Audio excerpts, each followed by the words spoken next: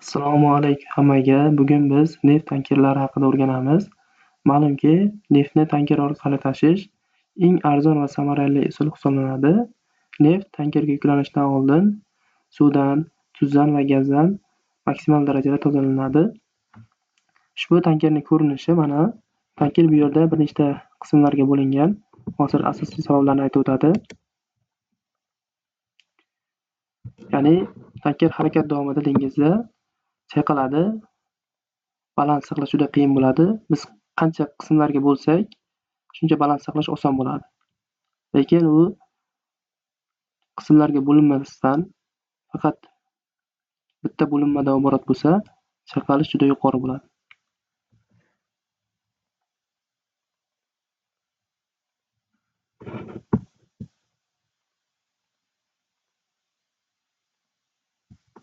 Hatto tankerni cho'kib ketishiga sabab bo'ladi bu narsa.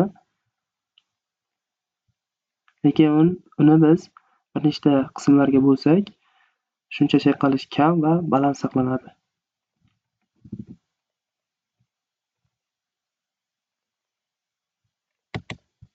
Mana ikkalasini farqlagan. Bu tankerning umumiy ko'rinishi. Ikkinchi asosiy qismi mana bu yerdagi bo'shliq hisoblanadi. Ikkinchi qatlam mana.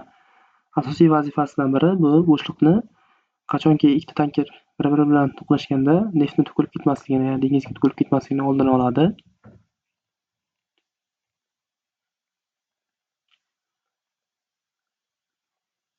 Ikkinchi asosiy maqsadi bu yerda o'zi aytib o'tadi. Neft bo'lmaganda tankerda mana chayqalish juda yuqori bo'ladi. O'shani oldini olish uchun ushbu bo'shliqqa suv yuklanadi.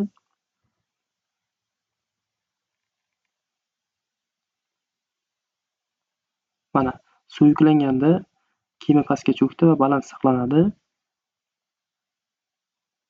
Harakat balansi tiklanadi mana. Ikkalasini farqlagan.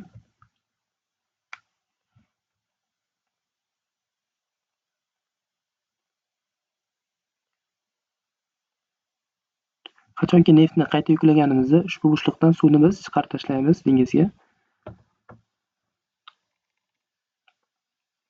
Ushbu bo'shliqqa suvni ushbu nasoslar va filtrlar orqali yuboramiz. Nasosning vazifasi ma'lum.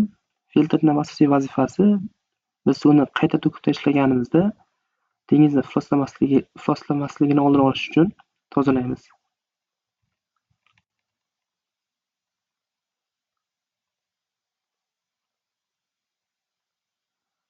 Orqa bo'linmada ham bir nechta qismlar bor. Ushbu qismlarda turli xil suyuqliklar saqlanadi.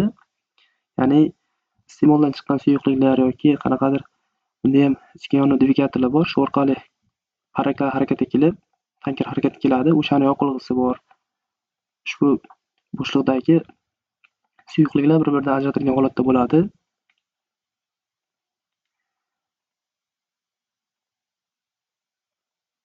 Tankerga endi neftni yuklash ham bir nechta bosqichlarda amalga oshadi.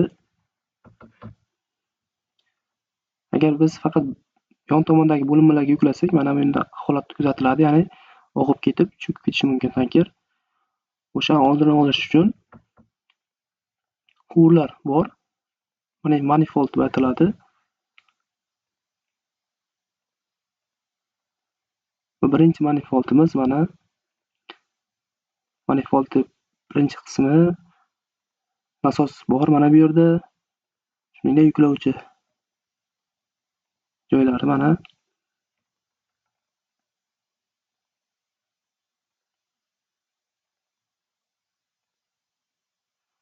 Sariq rangdagi qismlarga birinchi manifold mana yukladi. Ma'lum bir levelda yuklaydi. Mana ikkinchi manifold, uchinchi manifold mana yashil rangdagi qismlarga yukladi.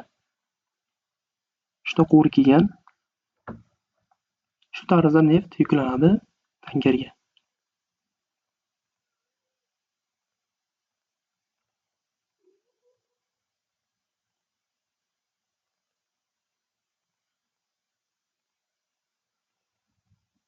Tankerda aniq isituvchi koillar mavjud. Isituvchi koillarning asosiy maqsadi neftni qovushqoqligini kamaytiradi. Natijada neftni nasoslar orqali tankerga yuklash yoki tankerdan tushirib olish osonligini ta'minlaydi.